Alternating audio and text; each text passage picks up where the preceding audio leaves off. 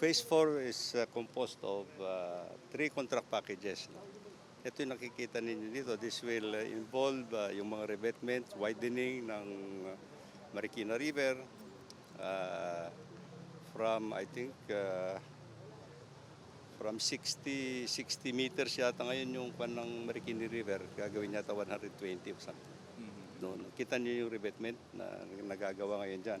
So, and then there will be some facilities, actually yung Marikina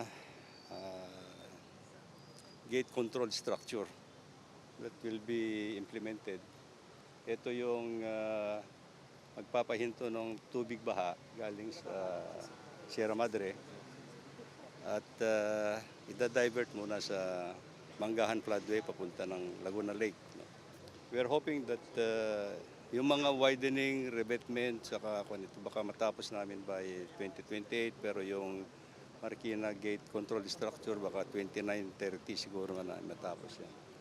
So at the end of the day, pag natapos natin lahat ito, by the way, itong upper, may phase 5 nito, but this is already completed using local funds. No? Itong sinasabi ko na phase 1, 2, 3, 4, funded po ng Japanese government.